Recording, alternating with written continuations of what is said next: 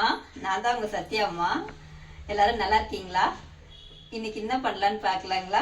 இன்னைக்கு ரவை வச்சு ஒரு கிச்சடி செய்யலாம். வாங்கம்மா பார்க்கலாம். ஒரு கிளாஸ் ரவை எடுத்துக்கிறோங்கம்மா.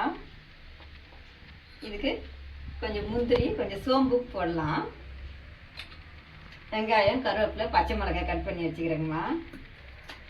கேரட் பொடியாக கட் பண்ணி வச்சுக்கிறோம். பச்சை பட்டாணி கொஞ்சம் வச்சுக்கிறோங்கம்மா.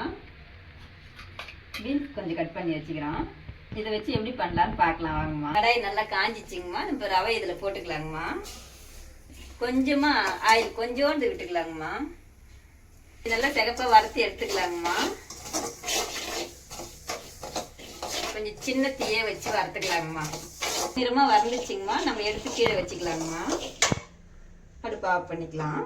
அதே கடாயில் நம்ம எண்ணெய் ஊற்றிக்கலாங்கம்மா.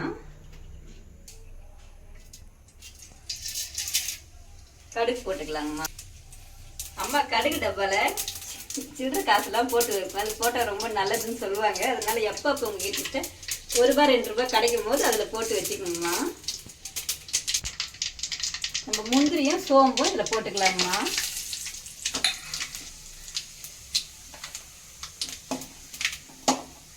அதுக்கப்புறம் 2 பச்சை மிளகாய் போட்டுக்கலாங்கம்மா. கூடவே கருவேப்பிலையும் வெங்காயமும் கட் பண்ணி வச்சு வெங்காயமும் போட்டு நல்லா வதக்கிக்கலாங்கம்மா.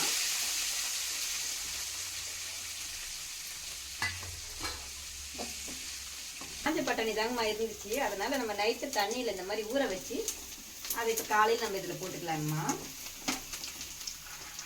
இந்த வெங்காயம் கூடவே இதை போட்டுக்கணும்னா இது கொஞ்சம் நேரம் வேக லேட் ஆகுன்றதுனால நம்ம வெங்காயம் கூடவே போட்டு இதையும் சேர்த்து இப்படி வதக்கிக்கலாங்கம்மா. அடுத்து நம்ம பொடியாக கட் பண்ணி வச்சுக்கிற கேரட்டை போட்டுக்கலாங்கம்மா. பொடியாக உங்களால் எவ்வளோ பொடியாக கட் பண்ண முடியுமோ அவ்வளோ பொடியாக கட் பண்ணிக்கணுமா. இது பொடியாக கட் பண்ணோம்னா தான் நல்லா சீக்கிரமாக வெந்துடும், பார்க்கவும் அழகாக இருக்கும். அம்மாவுக்கு அருவாமனை தான் கட் பண்ண தெரியும், அதனால கொஞ்சம் பெருசாக இருக்கும். நீங்கள் உங்களுக்கு கத்தியில் கட் பண்ணுறவங்க நல்லா பொடியாக கட் பண்ணிக்கணுமா. கூடவே நம்ம பொடியாக கட் பண்ணி வச்சுக்கிற பீன்ஸும் போட்டுக்கலாங்கம்மா. எல்லாமே நல்லாவே வதக்கிடலாங்கம்மா. இதுலேயே நல்லா முக்கால்வாசி நமக்கு வெந்துடணும். அப்போ தான் ஏன்னா ரவை போட்டு நம்ம கொஞ்சம் நேரத்தில் ஆஃப் பண்ணிடுவோம் இல்லையா, அதனால இதில் தான் நல்லா வேகணும். இது நல்லா வதங்கினதுக்கு அப்புறம் நம்ம கல்லுப்பும் மஞ்சத்தூளும் அப்புறம் போட்டுக்கலாங்கம்மா. இங்கே எடுத்து வச்சுட்டு இது கொஞ்சம் வதங்கட்டங்கம்மா. அப்புறமாவே நம்ம போட்டுக்கலாம். இதில் கடுகு உளுத்தம் பருப்பு தாளிக்கும் போதே கொஞ்சம் கடலை பருப்பு வேணா கூட போட்டுக்கலாங்கம்மா. அம்மா ஆனால் இதில் போடலை. நீங்கள் வேணும்னா அதையும் போட்டுக்கலாங்கம்மா. அதையும் போட்டாலும் கடிச்சு சாப்பிடும் போது கொஞ்சம் நல்லா இருக்குங்கம்மா. கொஞ்சம் வதங்கிச்சிங்கம்மா. இப்போ கல் உப்பு கொஞ்சம் போட்டுக்கலாம். தேவையான அளவுக்கு உப்பு போட்டுக்கலாங்கம்மா. போட்டு இதையும் நல்லா வதக்கி விட்டுக்கலாங்கம்மா. இதையும் போட்டு நல்லா வதக்கிக்கலாங்கம்மா. 1 கிளாஸ் ரவை எடுத்துக்கலாம். இதில் நம்ம 1 கிளாஸ் ரவைக்கு 3 கிளாஸ் தண்ணி வைப்போம் எப்பவுமே உப்புமாவை செய்யறதா இருந்தா.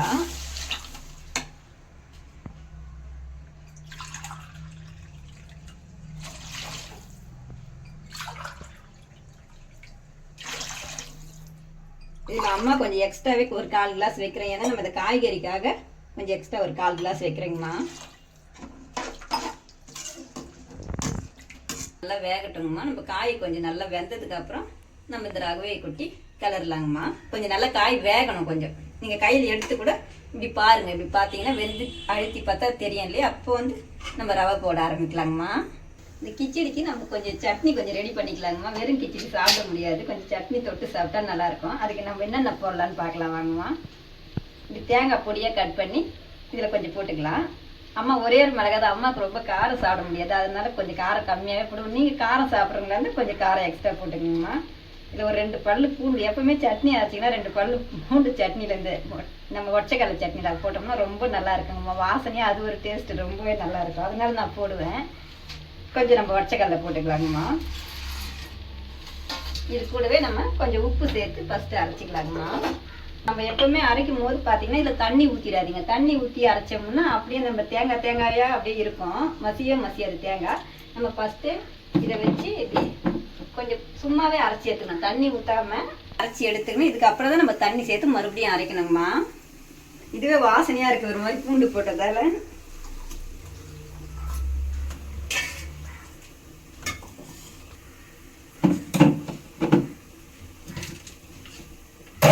இது மாதிரி அரைச்சிட்டோம்னா தேங்காய்லாம் இருக்கவே இருக்காதுங்கம்மா. நல்லா அழகாக மசிஞ்சிடும். கொஞ்ச நேரத்தில் இந்த சட்னி நம்ம ரெடி பண்ணிடலாங்கம்மா. நீங்கள் பாருங்க, ஒரு தேங்காய் கூட இருக்காதுங்கம்மா. அழகாக நல்லா அரைஞ்சிடும். இது நம்ம இப்போ வெந்துச்சான்னு பார்க்கலாங்கம்மா. இந்த காய்கறிகள் பாருங்கம்மா நல்லா வெந்துடுச்சு. இந்த காய் எல்லாமே இப்போ ரவை கொட்டி நம்ம இந்த நேரத்தில் கிளறிக்கலாங்கம்மா. ரவை மொத்தமாக கொட்டிடாம நம்ம இப்படி வச்சு கொஞ்சம் கொஞ்சமாக தூணோம்னா இதில் அழகாக பூ மாதிரி கொட்டும். அப்போ அந்த நேரம் அப்படியே நம்ம கிளறி விட்டுக்கலாங்கம்மா. ஒன்னோட ஒட்டாமல் அழகாக வரும்.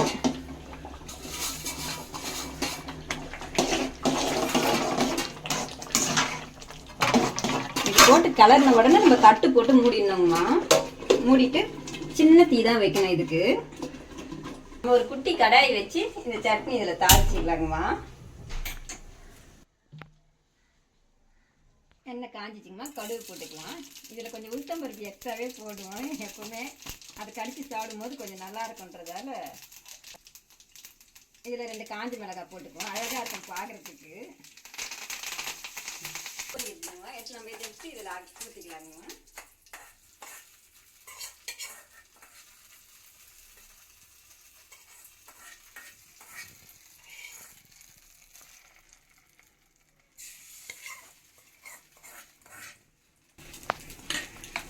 அழகாக பாருங்க, சட்னி அழகாக இருக்கும் பார்க்க. இந்த மாதிரி ஒரு காஞ்ச மிளகாய் இதில் போட்டுட்டோம்னா அழகாக இருக்கும். நம்ம பூண்டு காஞ்ச மிளகாலாம் அரைச்சிருக்கிறதுல இது ஒரு வாசனையாக நல்லாயிருக்கும். நீங்கள் பச்சை மிளகாய் வேணுன்னா கூட போட்டுக்கோங்கம்மா. ஆயிடுச்சு பாருங்கம்மா. அம்மா நிறைய காய்கறி போட்டிருக்கிறேன் இதில். எனக்கு காய்கறி உடம்புக்கு நல்லதுன்னு சொல்லுவாங்க இல்லையா, அதனால் நிறைய காய்கறி போட்டு செஞ்சுருக்கிறேன். பார்க்கவே ரொம்ப அழகாக கலராக இருக்குதுங்கம்மா. பச்சை சிகப்பு மஞ்சள்ன்ற மாதிரி. அவ்வளோதாங்க, இறக்கிடலாங்கம்மா. முடிஞ்சிடுச்சு. இதெல்லாம் ரொம்ப ஈஸியாக செஞ்சிடலாங்கம்மா. சமையல் செஞ்சு இதெல்லாம் ரொம்ப ஈஸியாக செஞ்சு அது பாருங்கம்மா. நல்லா பல நல்லா இருக்குது. இது நம்ம கொஞ்ச நேரம் மூடி வச்சோம்னாமா இன்னும் நல்லா ரொம்பவே பலன்னு ஆகிடும். நிறைய காய்கறி போட்டிருந்தால குழந்தைங்களுக்கெல்லாம் கொடுத்தீங்கன்னா ரொம்ப நல்லதுங்கம்மா. இது நம்ம கொஞ்ச நேரம் இதை மூடி வைப்போங்கம்மா. இறக்கிட்டு வாங்கம்மா, எப்படி இருக்குன்னு பார்க்கலாம். சாப்பிட்டு பார்த்து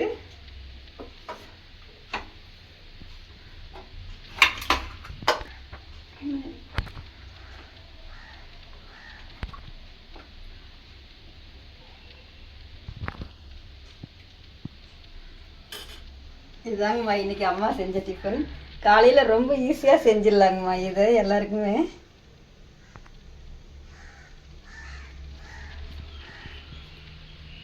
இதை சாப்பிட்டு பார்க்கலாங்களாங்கம்மா எப்படி இருக்குன்ட்டு. நீங்களும் வாங்கம்மா, எல்லாரும் சாப்பிட்லாம்.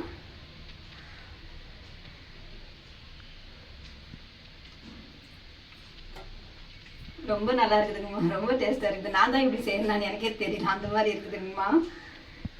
காயெல்லாம் நல்லாவே வெந்திருக்குதுங்கம்மா. நம்ம ஊற வச்ச பட்டாணி தான் போட்டோம், அதுவும் நல்லாவே வெந்திருக்குதுங்கம்மா. இவ்வளோ காய்கறி போட்டு கொடுத்தீங்கன்னா உங்களுக்கும் நல்லது, குழந்தைங்களுக்கும் நல்லது. எல்லோரும் அழகாக செஞ்சு வீட்டில் சாப்பிடுங்கம்மா. இந்த மாதிரி அம்மாவுடைய சேனலை மறக்காமல் பாருங்கள். லைக் பண்ணுங்கள், ஷேர் பண்ணுங்கள், சப்ஸ்கிரைப் பண்ணுங்கம்மா.